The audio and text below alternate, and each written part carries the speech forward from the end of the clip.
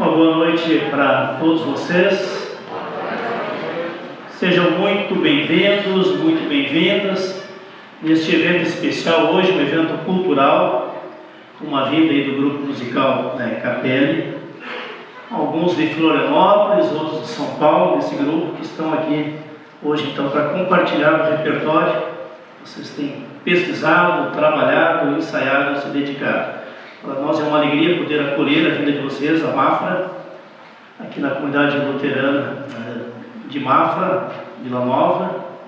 E também queremos transmitir também a palavra de saudação da presidente da comunidade, da Naira, presidente da nossa diretoria e presbitério da igreja, que está em viagem para o Rio Grande do Sul, acompanhando o pai dela, idoso.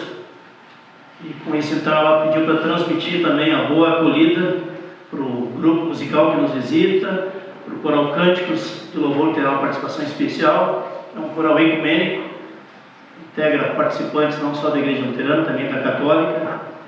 E nós queremos também nos alegrar com a presença de cada uma de vocês que comparece aqui nesta noite.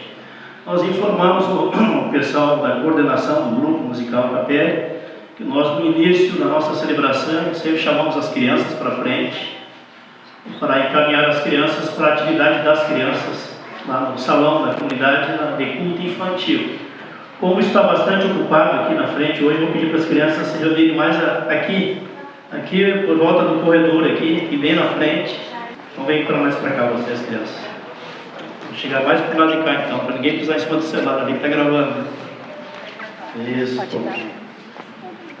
Que bom que vocês estão aqui, crianças, para participar do encontro também das crianças, do aprendizado da palavra de Deus também no culto infantil. Vamos fazer uma oração e encaminhar as crianças para a atividade então, do culto infantil. Oremos. Obrigado, Jesus, por cada criança que está hoje à noite aqui na tua casa, Senhor.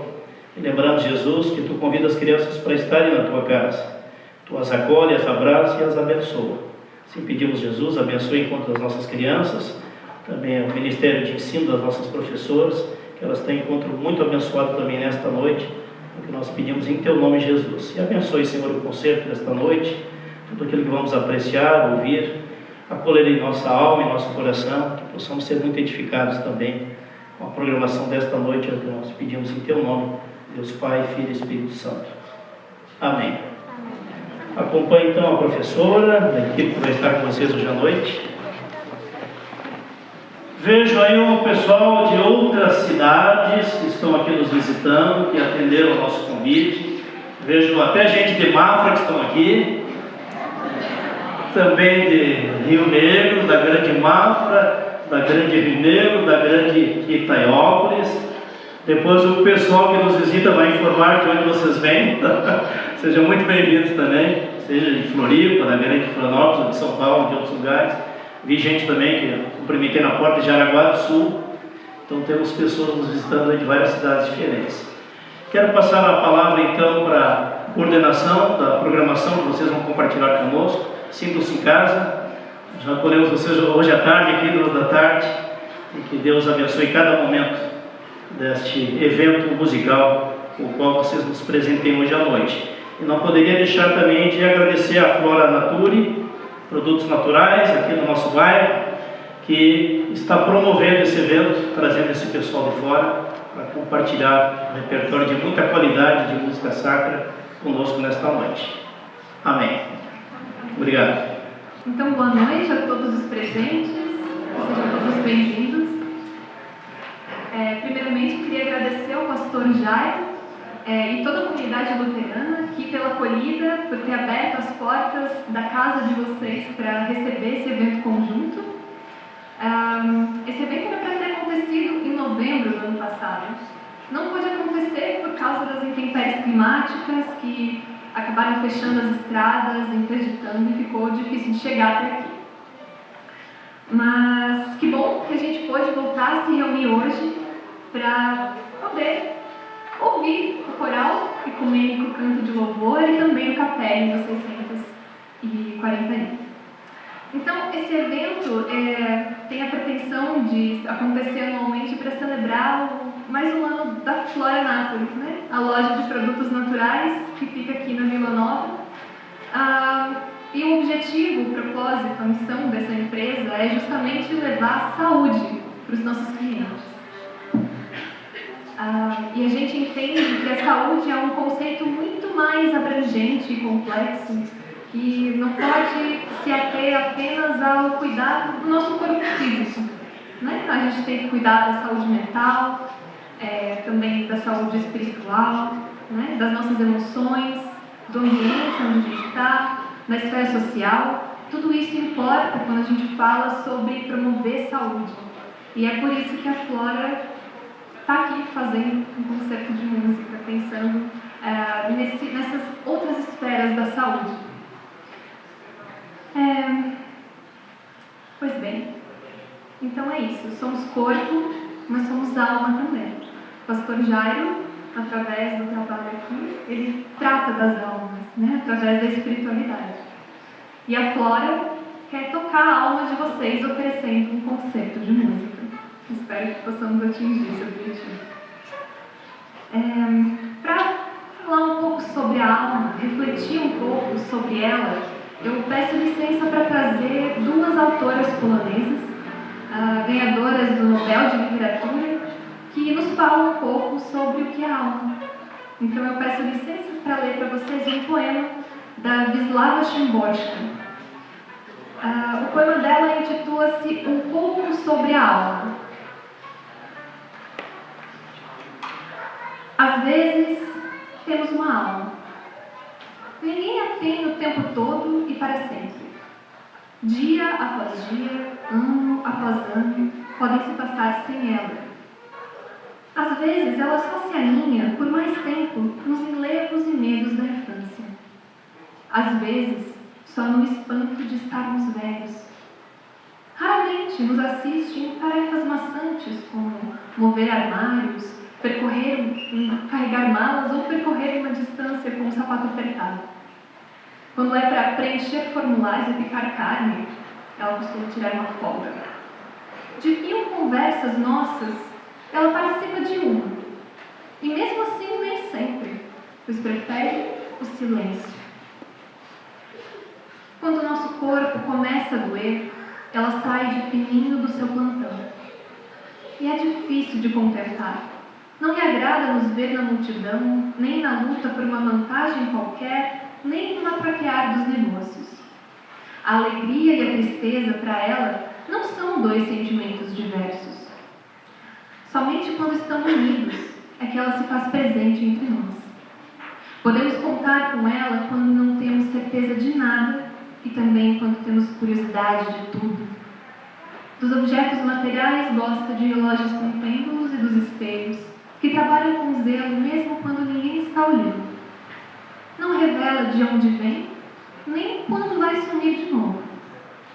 Parece que, assim como ela nos é necessária, também nós, para algo, lhe somos necessários.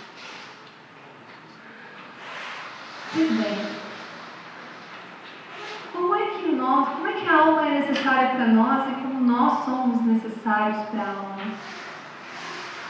A alma, ela precisa da gente para absorver o mundo, né? Através de uma presença plena, através dos nossos sentidos, através da nossa sensibilidade. E nós também precisamos dela, para dar sentido para a nossa vida, para as nossas escolhas e assim por diante. Então, como é que a alma nos serve e como nós servimos a nossa alma? A alma exige de nós o tempo, o silêncio, a presença, a introspecção, a autorreflexão, a sensibilidade. Nós não somos máquinas programadas para o trabalho apenas, para a eficiência, para a produtividade, para sermos úteis. Nós somos humanos, nós sonhamos, nós erramos, nos sensibilizamos com a dor, com a arte.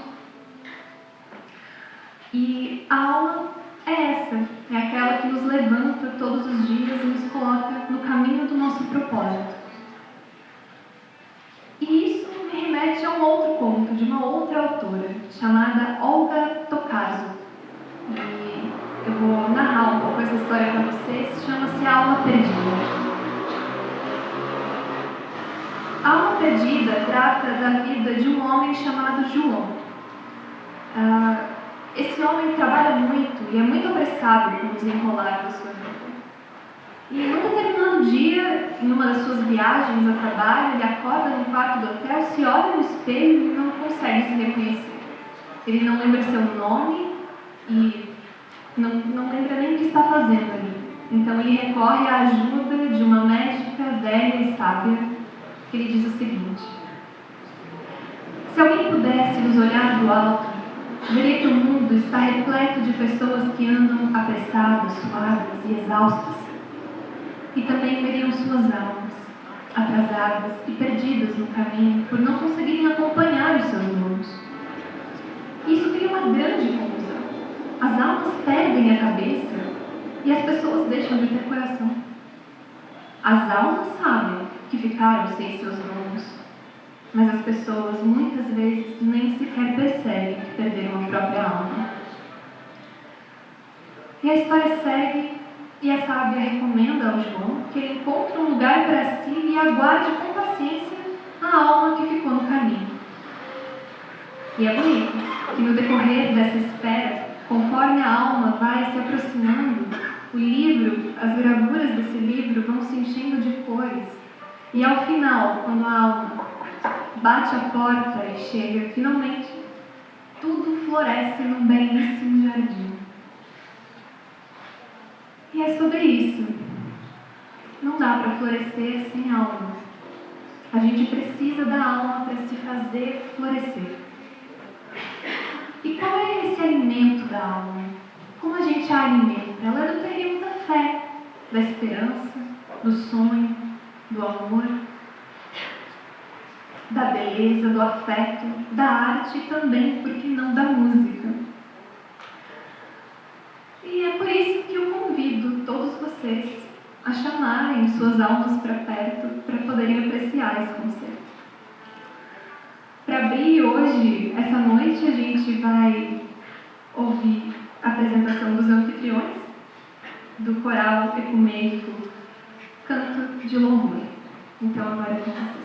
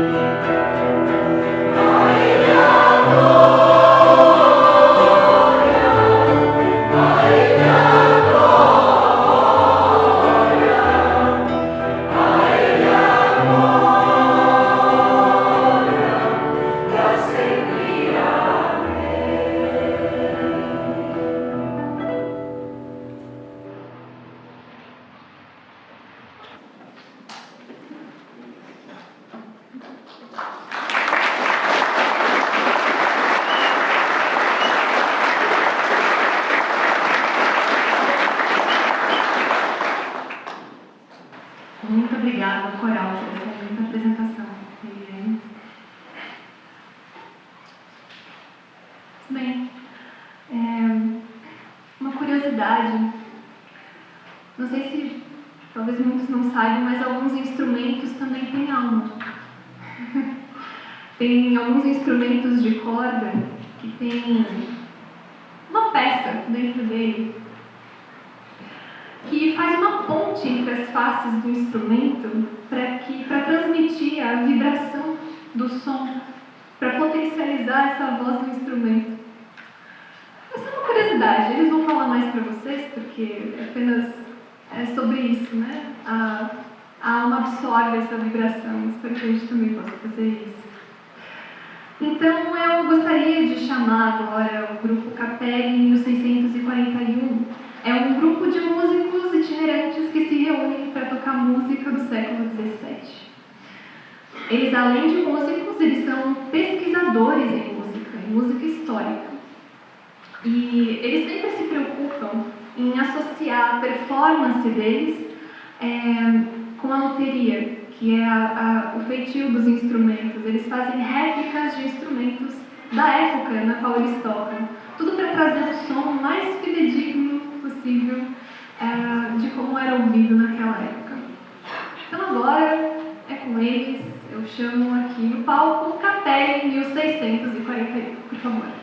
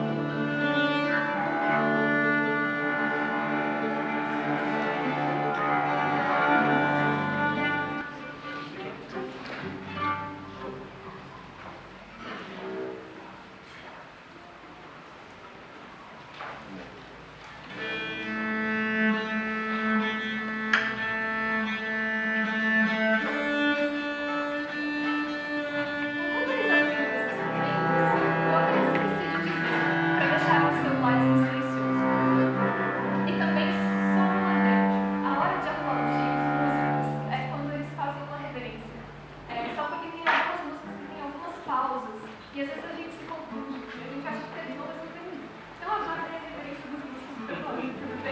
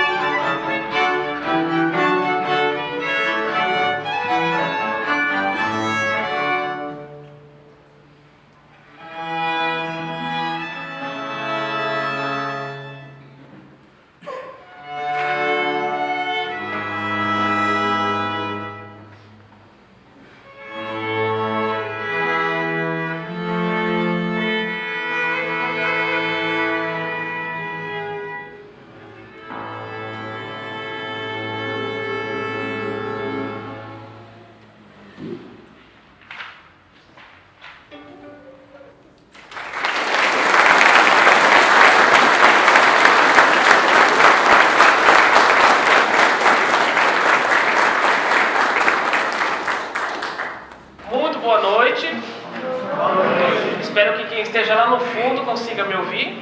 Então, nós somos o Capelle 1641 e nós aqui estamos apresentando um programa muito especial, que eu vou falar um pouco assim, sobre qual que é nosso objetivo, mas só depois de agradecer os nossos anfitriões. Então, Coral Ecumênico Cânticos de Louvor, muito obrigado por essa linda recepção. Pastor Jairo também, muito obrigado. Todos vocês, principalmente. Afinal de contas, nós estamos fazendo música aqui para uma audiência. E justamente a ideia que nós temos enquanto grupo de pesquisa e que ao mesmo tempo apresenta essa pesquisa em forma artística é sempre pensar que a música ela tem uma função de comunicação. Isso que eu estou fazendo agora é um tipo de comunicação que a música também tenta fazer.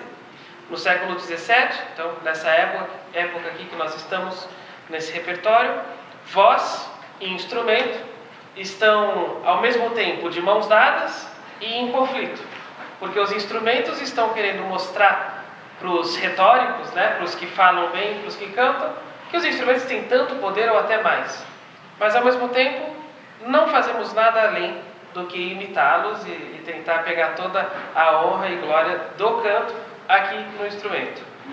A ideia que nós temos de tocar com instrumentos antigos, com técnicas antigas, com técnicas históricas, não é exatamente copiar o som daquela época, mas fazer perguntas para o som que nós escutamos hoje e pensar o que será que esse som pode fazer? O que será que nós podemos fazer com esse som que produzimos nesses instrumentos? E o principal é poder olhar para essa partitura que está na nossa frente e tentar procurar alguma coisa no verso dela, em algum lugar assim, para saber como é que eu posso fazer para que isso soe melhor. E isso só é possível com muito estudo, com muita dedicação e com bastante reflexão. Então, estamos realmente muito felizes de estarmos aqui e nós vamos seguir agora com o nosso programa com uma cantata com o nosso colega Nelson. Vou falar uma coisinha só. Claro, se vocês gostarem, não fiquem com medo de aplaudir, certo? Porque às vezes tem essa tensão assim, nossa, será que é hora de aplaudir? Quando é final, tem cara de final. Quando não é final, a gente ainda vai estar assim, ó. Então vamos fazer um treino rapidinho? Isso daqui...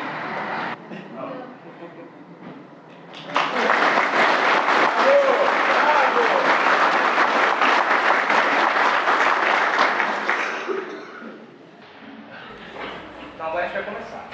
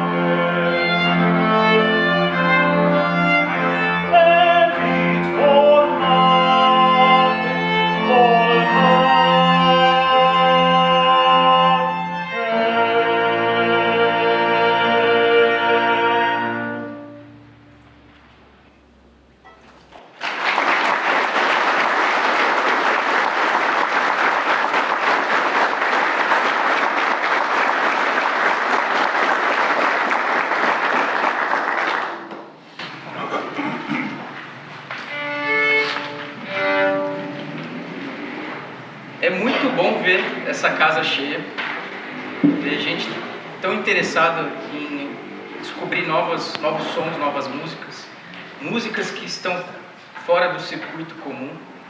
E esse compositor que a gente está trazendo, o Johann Rosenmüller, que é um compositor saxão, nasceu na Alemanha no século XVII, é um compositor muito especial, porque ele começou sua carreira como luterano, trabalhou em vários locais onde grandes músicos também trabalharam, como viriam a trabalhar. Por exemplo, quem aqui já ouviu falar em Johann Sebastian Bach?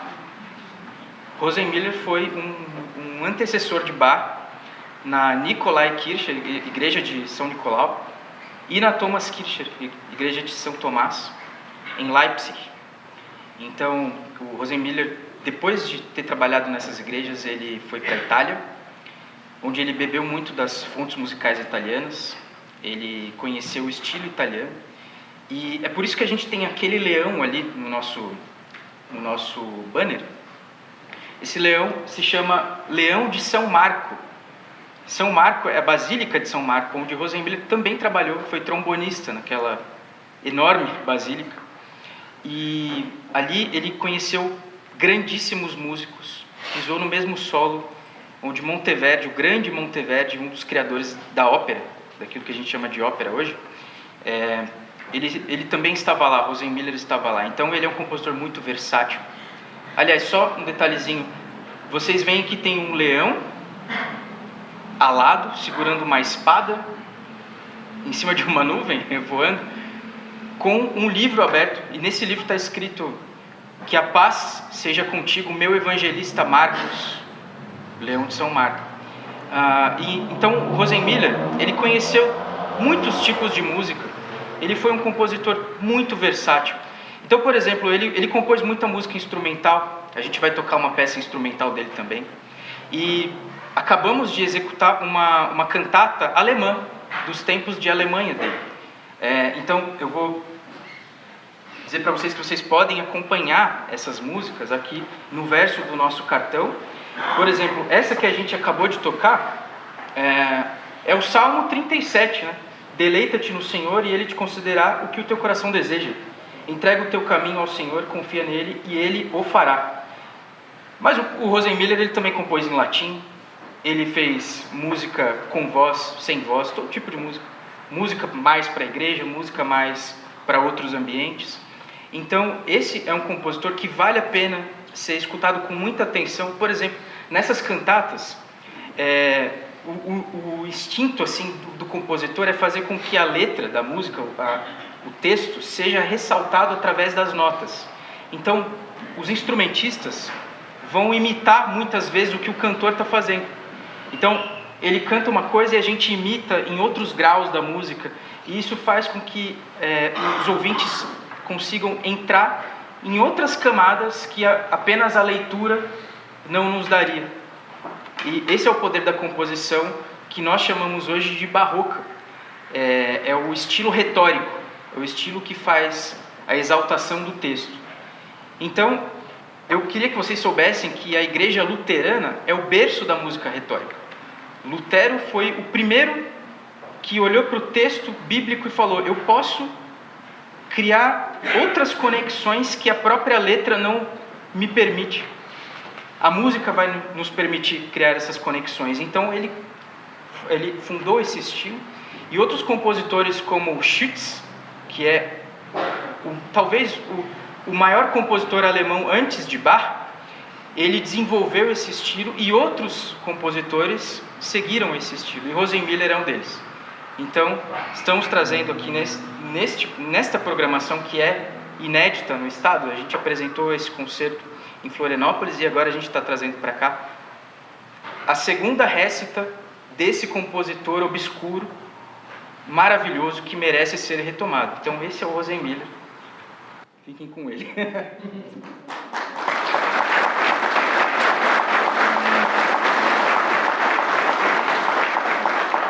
Agora a gente está indo para a terceira música. Eterne Deus.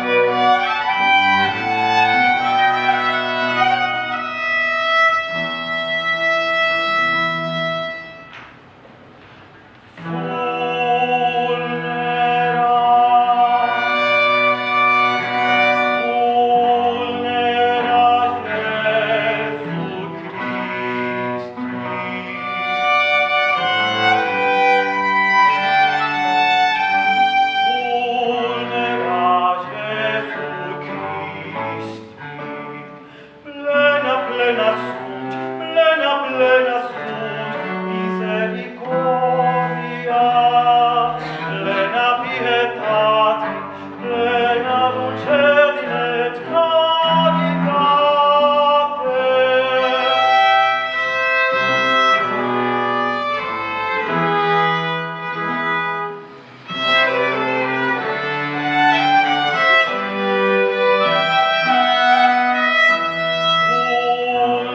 Vulnerare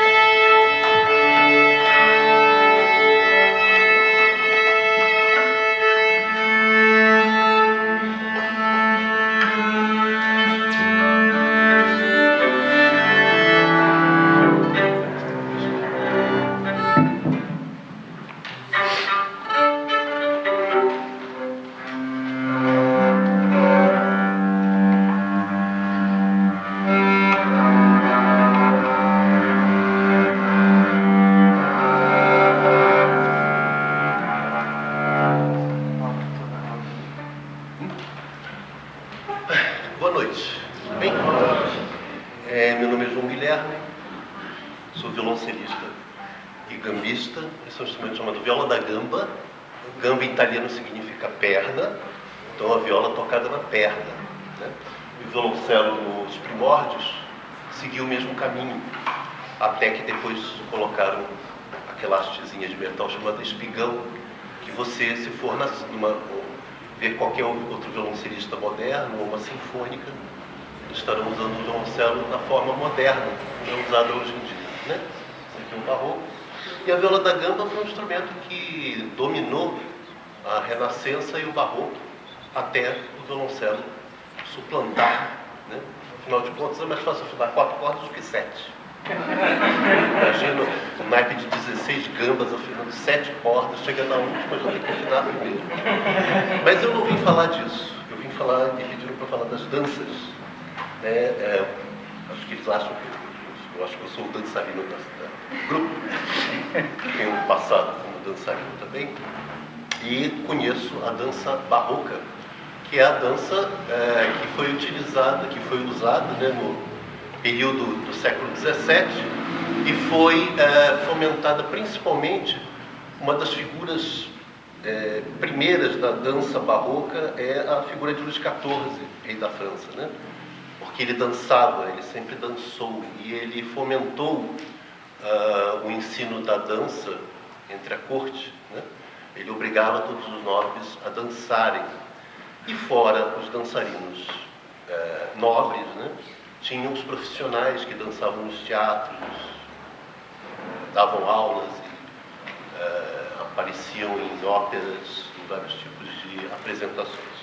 As danças que nós vamos apresentar aqui, temos a primeira que é a paduana, pavana, tem vários nomes, mas geralmente é isso, né? Pavana, paduana, paduan.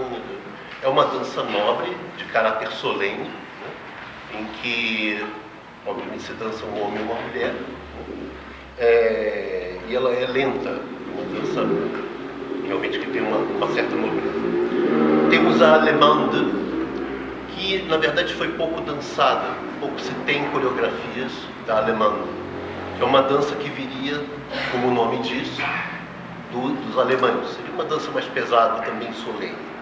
A courante, que é justamente a dança preferida de Luís XIV, é a courante, que é um movimento ternário, 1, 2, 3, 1, 2, 3, e ele varia às vezes de 2 e 1, entre 3 e 2, né, mudando às vezes a variação entre ternário e preliminário, né? A courante era a dança mais... Ela caiu em desuso logo no século XVIII, mas virou uma forma instrumental, né? Temos de novo uma outra alemã, no caso, um balo, que seria um baile, uma dança um pouco mais solene, também um pouco mais rápida, depende muito da situação, e a sarabanda, que era uma dança que era rápida na Renascença e passou a ser lenta no período barroco, também muito dançada e também virou uma forma instrumental, né? No século XVIII se compunha muitas sarabandas, inclusive nas suítes de Bach, para redonda, todos os instrumentos nós temos esse tipo de dança. Vale a pena lembrar que Luís XIV ele inaugura também toda a nomenclatura do balé moderno, que vocês veem aí, lá nos Cílios, toda essa nomenclatura, pas de bourrée, pas de deux, pont dehors, tudo isso vem da corte do Luís XIV, e o Luís XIV, claro que não foi ele, mas os seus mestres de dança fizeram todos inventaram sinais para representar a dança. Então, graças a Deus, nós temos mapas coreográficos desse tipo de dança e de tudo que foi dançado na França, principalmente na França, né? Então é isso, temos aí uma suíte de danças e a importância da dança na sociedade, como em todas as sociedades, infelizmente nós perdemos isso, né? Principalmente a nossa sociedade moderna dança, mas de outra forma, né? Mas a dança solene, a dança de corte, né? Isso tudo, obviamente, se transformou depois no final do século XVIII e foi caminhando em direção ao balé que nós temos hoje, né?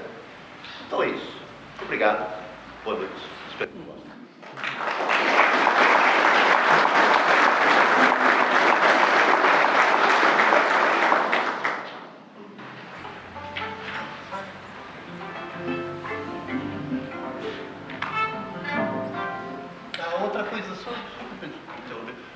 para vocês entenderem, acho que isso não foi falado, nós afinamos muito porque nós usamos cordas de tripa animal. Sempre foi usado. Inclusive, eu quero que vocês saibam que até nas suturas de cirurgia se usava, até hoje se usa tripa animal em alguns casos, né? Então, a corda de tripa ela é muito sensível à temperatura, principalmente num país como o nosso, né? E a corda de tripa ela vem do Oriente, né? Desde a Suméria, daquelas harpas antigas, Egito, tudo isso em geral é corda de tripa. E dizem até que alguns uds árabes eram colocadas cordas de tripa de leão. Eu não sei quem ia buscar essas cordas. Tinha também o camelo, mais fácil. O camelo é mais fácil. Ok, obrigado, desculpa.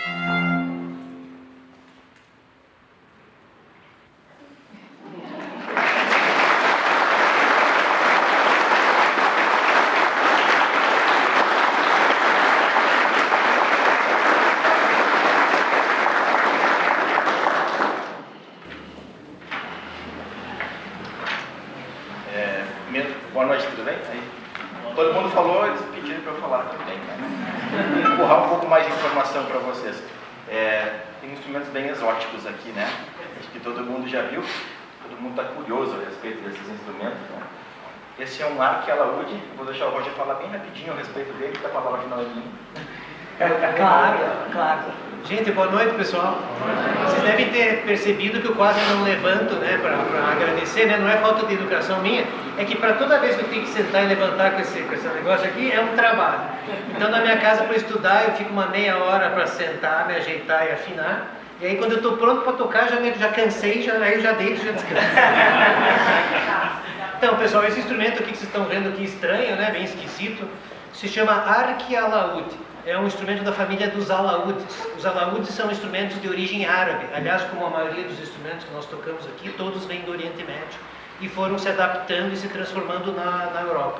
Esse instrumento, então, que tem esse formato de pera e abaulado, assim, ele é da família dos alaúdes. É diferente das guitarras, dos violões, que ele tem aquele formato de 8. Então, esse instrumento, esse formato de pera, meia pera, né, é da família dos alaúdes. Foi um instrumento desenvolvido no comecinho do século XVII, 1610, 15, mais ou menos, ele já era um instrumento que já estava sendo usado. O que aconteceu? Era um alaúde da Renascença, pequenininho, era desse tamanho aqui. Só que como o canto começou a se tornar cada vez mais solístico e os instrumentistas precisavam dessas cordas graves para acompanhar os cantores e que tivesse sustentação sonora para acompanhar os cantores, eles então adaptaram essa extensão no braço e colocaram essas cordas mais compridas aqui. Então eu tenho 6 cordas no braço aqui que eu toco como se fosse um violão, qualquer coisa parecida com isso, e depois eu tenho essas outras cordas aqui que eu toco só solto, só para fazer os baixos, para fazer o acompanhamento. É um instrumento esquisito, né? Vocês podem ver. É um trabalhão para afinar, são 14 cordas. O João já reclama de 7. Eu tenho 14 aqui. E além disso, a minha mãe tem comentado comigo, filho, acho que tua mão, teu braço esquerdo está ficando mais comprido. Eu estou ficando torto já de tocar assim. Mas são os ossos do ofício, né? A gente gosta, então tudo bem. Então isso para apresentar para vocês o arque-alaúde, instrumento típico do século XVII. Que foi usado até mais ou menos 1750, mais ou menos ele foi usado. Ele durou mais do que a teorba. A teorba deixou de ser usada antes. O arque-alaúde ainda durou bastante tempo.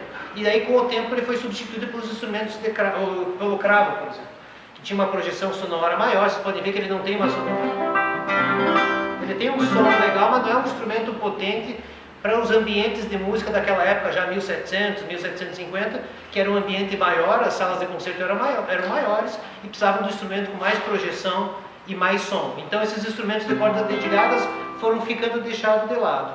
E aí nós começamos a reviver essa tradição de tocar esses instrumentos. Aí no começo do século XX, mais ou menos, teve um boom nesse desenvolvimento. E a gente pode considerar como um instrumento típico do contínuo, do naipe do baixo contínuo do século XVII. Então, para tocar esse tipo de música que a gente faz, é o instrumento mais adequado, historicamente falando. Obrigado, pessoal, pela atenção e espero que vocês gostem.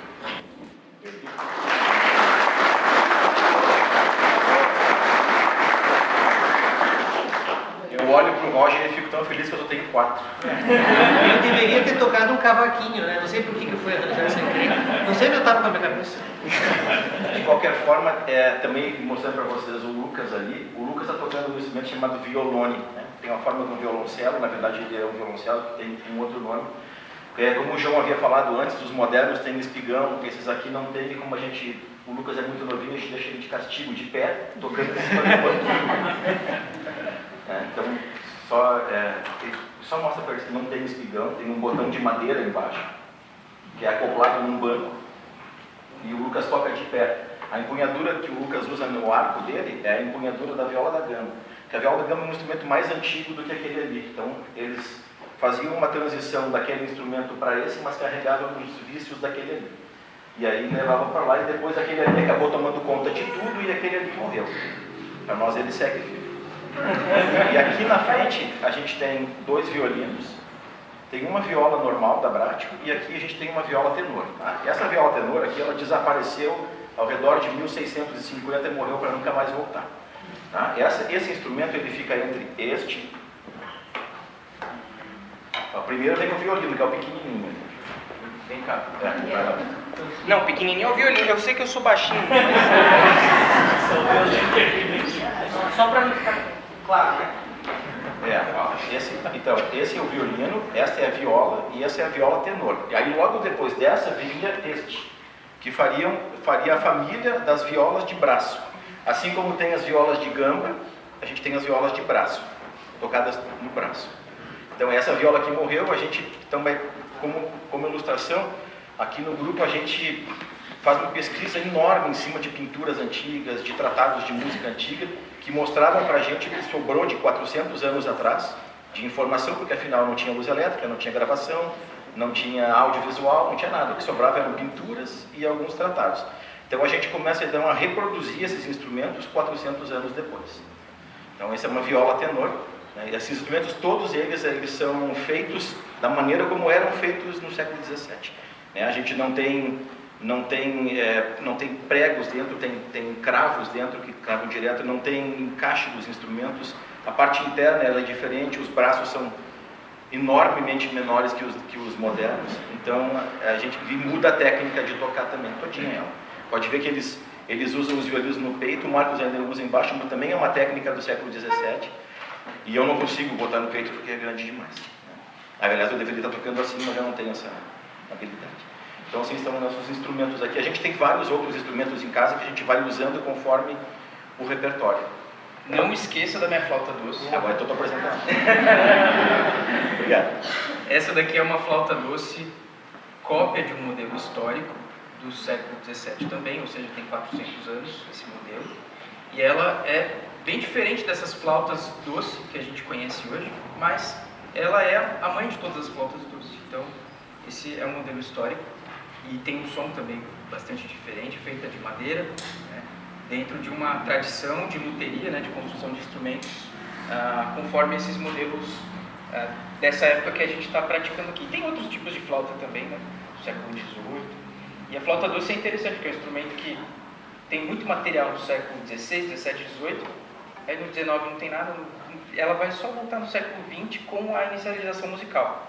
Então, hoje em dia as crianças tocam flauta doce, mas esse é um instrumento que pode ser tocado em várias músicas históricas, profissionalmente também. Então, está aqui o marketing da flauta doce. Né? Pessoal, e com todo o meu coração e admiração, quero apresentar o nosso mais importante instrumento. A voz. A voz.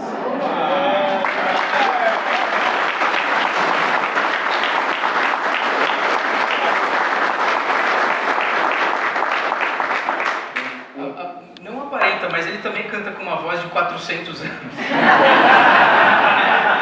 O Nelson é uma grata aquisição que a gente teve esse ano.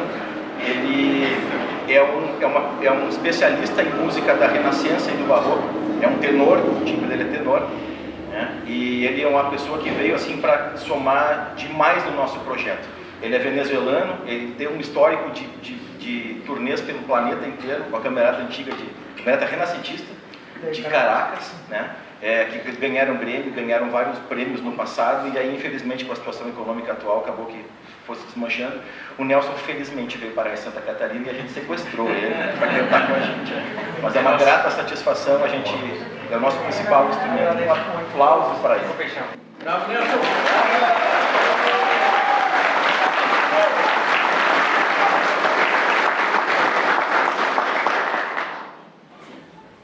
Bom, então a gente vai fazer a nossa última música. Nossa, que bom ouvir isso. Mas a gente gostaria de agradecer muitíssimo a Flora Naturi, que foi uma empresa, um grupo que nos recebeu de braços abertos. São os nossos maiores entusiastas. Então nós agradecemos muito a Eliane e o Casimiro Conquio, a Luara e a Márcia também. O grupo Flora Naturi tem participado ativamente do fomento a esse tipo de trabalho cultural. Então nós agradecemos imensamente também a essa casa que nos recebeu muitíssimo bem, nos tratou a pão de ló, nos deixou super à vontade. Então muito obrigado a todos vocês que vieram aqui E se vocês quiserem um bis, aplaudam muito forte depois. Deus desespere, cara. Vamos botar o Nelson para cantar de novo.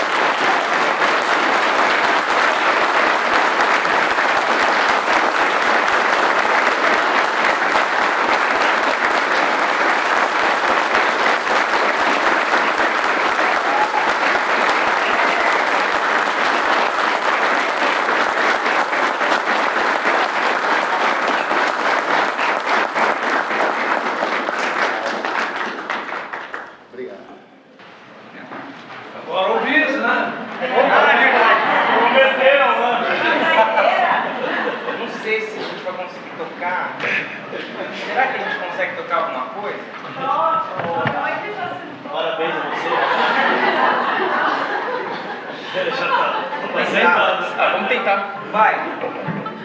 Aqui, ó. Considerando que é uma igreja luterana, vocês vão reconhecer rápido.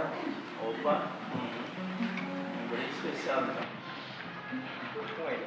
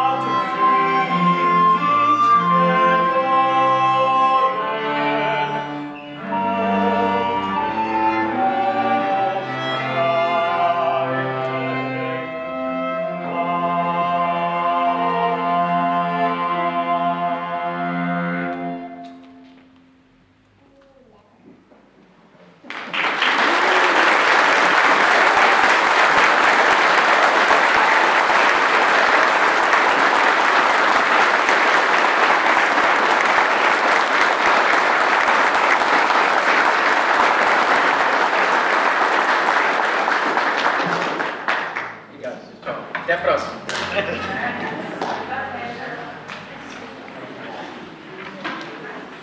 Pessoal, nós queremos ter um encerramento ainda da nossa programação.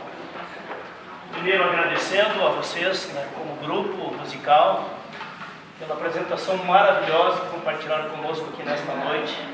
Fomos muito presenteados, muito abençoados com a apresentação musical de vocês também. Cadê o Nelson? Está aqui, Nelson. Nelson, vou dizer um obrigado especial para você, tá? Agradeço. Filha da... Já? Muitas graças. Já. Eu vou ter que falar em alemão depois, tá? Então, gente, nós sempre quando encerramos uma programação, uma cantata, uma apresentação cultural, a gente sempre deixa uma mensagem, uma breve meditação. E também queria deixar uma breve meditação com vocês também nesta noite. E pensando também na importância da música para a Igreja Luterana como um todo, e para Martinho Lutero também de maneira muito especial, a gente lembra duas frases de Martinho Lutero que falam da música. E a gente quer compartilhar com todos vocês que estão aqui. Uma das frases é a seguinte: quando Martinho Lutero, né, compartilhou sobre a importância da música na vida da igreja e das pessoas cristãs e da sociedade, Lutero disse: a música é o melhor remédio para quem está triste, pois devolve a paz no coração. Você falou da alma, né, na abertura aqui. Devolve a paz da alma, também a paz ao coração. A música é um belo presente de Deus. E hoje aqui fomos muito presenteados, muito abençoados com o compartilhar musical de vocês. Diz Martinho Lutero: eu não trocaria meus poucos dons de música por nada neste mundo. Eu não trocaria meus poucos dons musicais por nada neste mundo. Com certeza o Martinho Lutero tinha muito mais dom musical do que eu. Sei tocar no violão, parabéns a você. E o nosso encontro vai ser abençoado. Missa 7 lá. Então, quando Lutero diz a música precisa ser um sermão cantado, a música precisa ser, na vida, no ambiente cristão, um sermão cantado. Então nós recebemos hoje um sermão cantado, e a música é aquele bálsamo mais eficaz para acalmar, para alegrar, para vivificar, para restaurar o nosso coração, ou a nossa alma. Por isso nós temos muito a agradecer pela vinda de vocês até aqui, muito agradecer à família Conque. Eu pedi que vocês ficassem de pé. Casemiro está lá, a esposa, tem mais gente aqui da família aqui na frente. Fiquem de pé, a família Conque. Vocês nos trouxeram esse presente, somos muito gratos. Meus parabéns pela bela iniciativa de vocês. Fizemos uma boa parceria.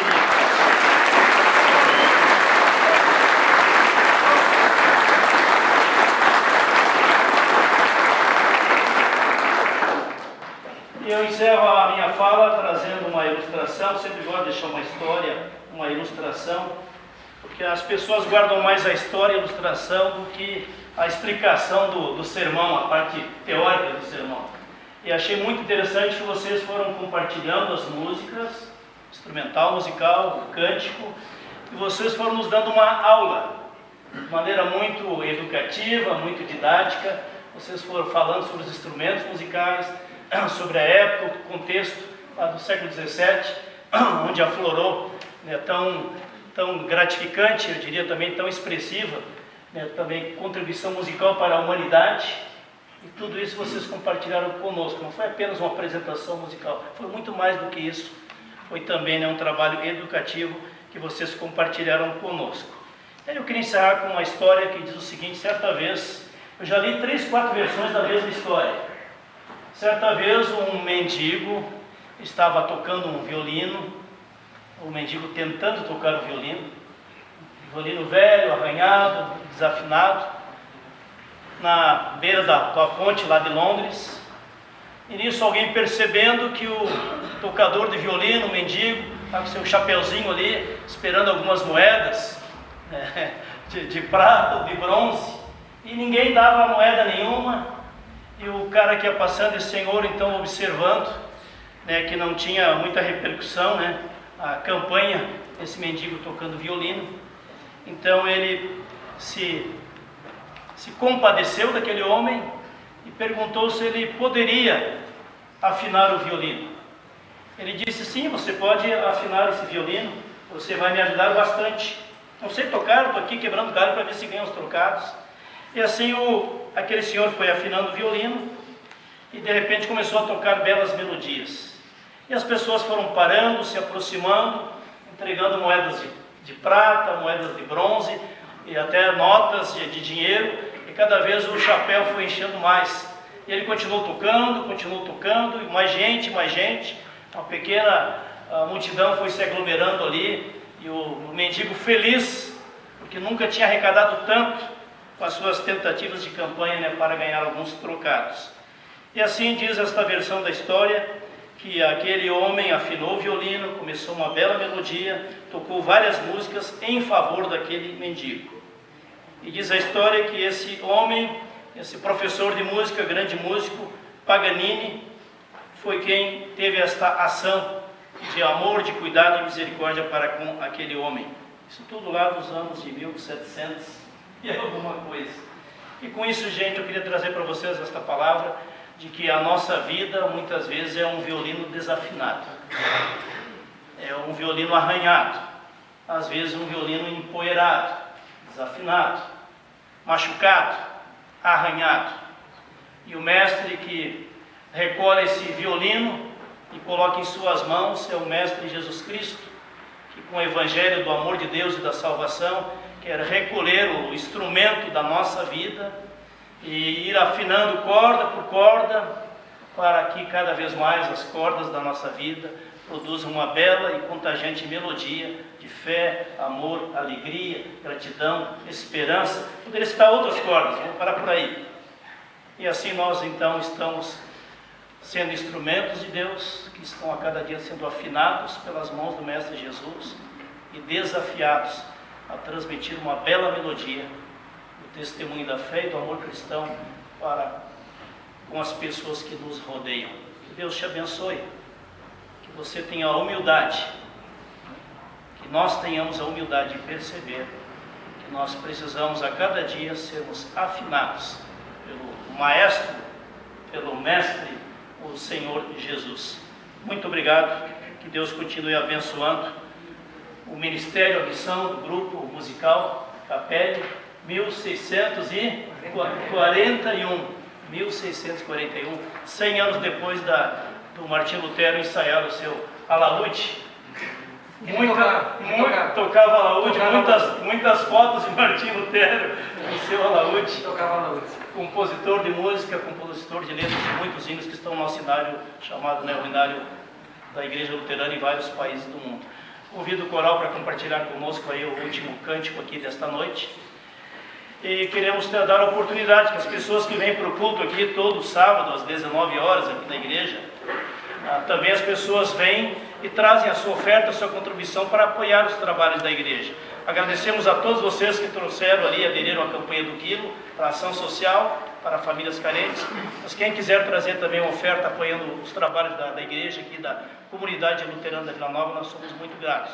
E daqui 30 dias, esta comunidade vai completar 60 anos de história e de missão aqui em Mafra e região.